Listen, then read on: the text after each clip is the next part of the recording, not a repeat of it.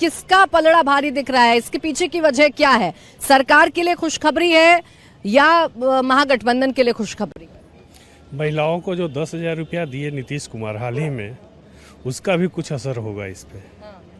हो सकता है कि नीतीश जी का ही पलड़ा भारी हो जाए, लेकिन प्रशांत किशोर भी फैक्टर हैं। प्रशांत किशोर फैक्टर है। अब गया की जनता, यहाँ पर भी वोटिंग होनी है। क्या मुद्दे हैं इस बार बिहार में? क्या नाम है आपका? मेरा नाम एमडी सुहेल है। हाँ सुहेल साहब, बताइए क्या मुद्दे हैं इस बार आपके चुनावों में? मुद्दे ये कि हम महंगाई बहुत है और हर चीज़ का एक्सपायरी डेट होता है। जैसे कि मेरे 35 साल से प्रेम कुमार जी है, बहुत बूढ़े हो गए।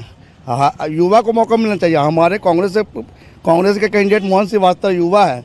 जब कोविड हुआ था तो मोहन श्रीवास्तव अपने कंधे पे लाश ढोए थे, हर जगह जा काम किए थे।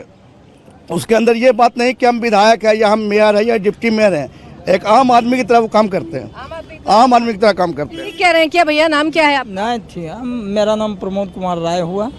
यहाँ मोदी जी को चेहरा, उनके विकास की सेंट्रल में जो है सो मोदी जी विकास पुरुष हैं, इसलिए एनडीए को ही लाना लोग चाह रहे हैं। एनडीए को ही लाना चाह रहे हैं। हाँ, कोई बदलाव नहीं? कोई बदलाव नहीं। और जो तेजस्वी यादव इतनी बड़ी बड़ी बात कर वो बात कर रहे हैं, वो हवा में है।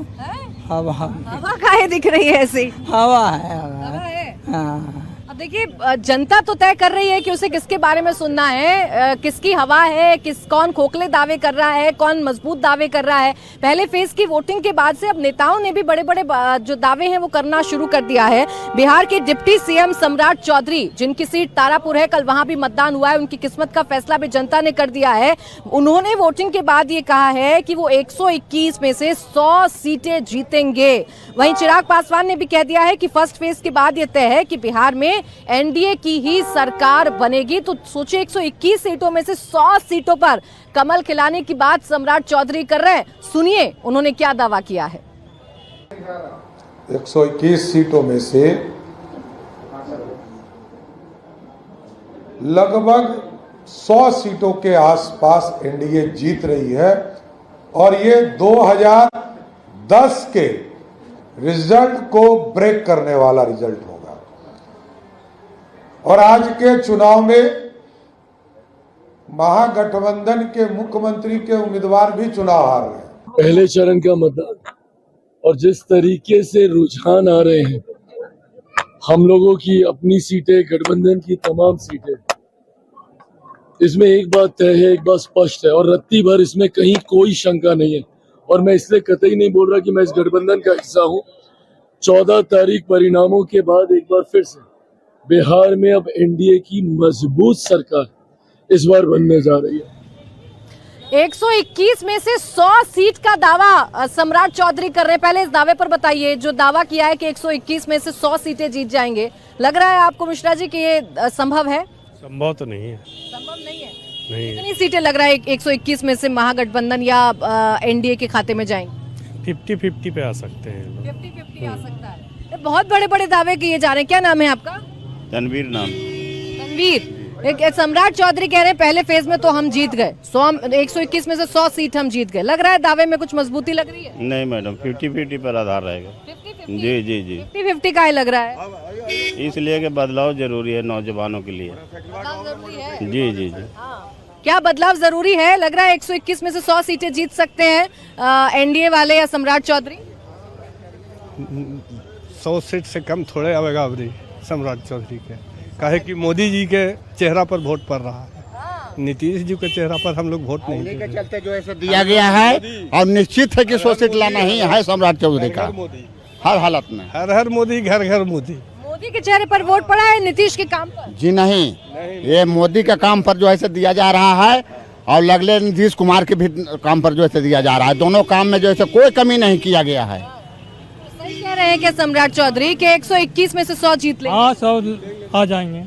हाँ दावा है। दावा है। हाँ। जनता कह रही है, आपको क्या लग रहा है, कितना आसपास लग रहा है उनका ये आंकलन? देखिए, उनका ये 100 सीट का दावा खोखली है। इतना सीट तो नहीं मिलने जा रहा है, लेकिन हाँ हम इतना जरूर बोलेंगे 65 से 66 सीट जो हम लोगों ने भी सर्वे किया है वो सीट उनको मिलने जा रहा है। और बाकी अन्य जो पार्टी है, महागठबंधन है और भी छोटी छोटी पार्टियां हैं, उन लोगों को मिल रही है। 65 से 66 जी जी, बढ़ोतरी तो हो रही है। हाँ बढ़ोतरी है और इस बार उम्मीद करते हैं कि वही उतना ही फिर इधर 136-37 पे टिक जाएंगे सरकार बन जाएगी एनडीए की। सरकार बन जाएगी एनडीए की। 100 का दावा सम्राट चौधरी ने किया है। 65-66 सर्वे में लोग दे रहे हैं। अब ये दावा जनता इस पर मुहर लगा रही है। कुछ लोग हैं कह रहे हैं हाँ भाई ऐसा हो सकता है, कुछ कह रहे हैं नहीं, ये तो बहुत ज्यादा कोट कर दिया है। लेकिन अगर आपको जिले वाइज हम वोटिंग परसेंटेज बताएं तो बक्सर जिले की बात है, यहाँ 2020 में 56.1% वोटिंग हुई थी, जबकि इस बार 61.8% वोट पड़े, यानी 5.7% वोटिंग ज्यादा बक्सर में हुई है। मत प्रतिशत लगभग हर जिले में बढ़ा है। पटना में सबसे कम लोग घरों से बाहर निकले, 55% के आसपास ये आंकड़ा रहा।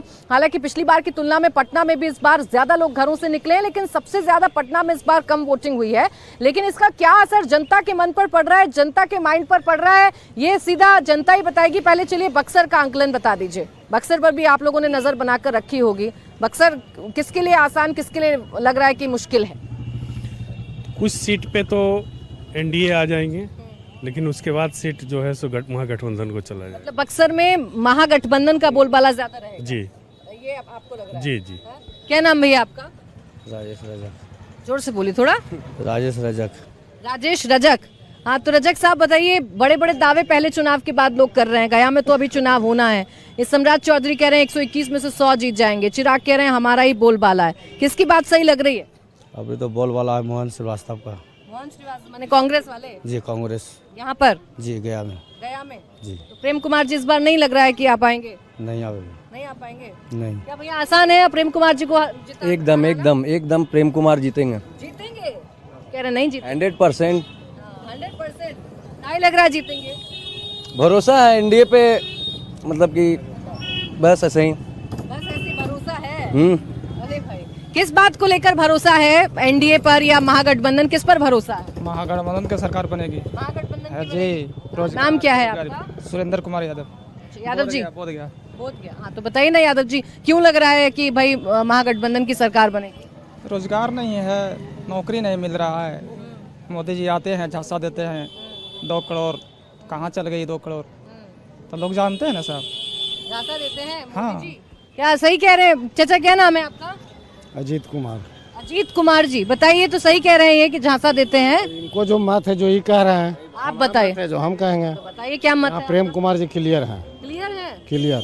एक बार फिर जीत जाएंगे वो? एकदम जीत जाएंगे। जीत जाएंगे? एकदम जीत जाएंगे। नेता बहुत बड़े बड़े दावे कर रहे हैं। बीजेपी वाले कह रहे हैं जो 121 सीटों पर कल मतदान हुआ, हम 100 सीट जीत जाएंगे। संभव है इतनी सीट जीतना? संभव हो या ना हो, वो सम्राट है, वो कुछ बोलेंगे अपना। वो तो सम्राट है, ये है। हाँ। सम्राट है तो कुछ बोलेंगे। पूछो तो सम्राट ऐसे ही है, बोलिए पर ना है। अच्छा, यूँ कोई जरूरी है जो क्या नाम है? अच्छा, आपसे तो बात हो गई। आप बताइए भैया, क्या किस में दम लग रहा है? किसके दावों में, किसके वादों में दम लग रहा है? यहाँ से एनडीए का ही प्रबल है। एनडीए का ही? क्या प्रेम कुमार के चेहरे पर या सरकार ने कुछ काम किया? प्रेम कुमार के चेहरे पर नहीं, ऊपर के चेहरे से दिया जाता है। ऊपर का चेहरा? ऊपर का चेहरा कौन? मोदी जी। मोदी जी। देखिए, यहाँ मोदी जी भी एक फैक्टर हैं जिस पर चर्चा हो रही है। बहुत बड़े बड़े दावे सब नेताओं की तरफ से किए जा रहे हैं और ये दावे फर्स्ट फेज में अपनी अपनी जीत के किए जा रहे हैं।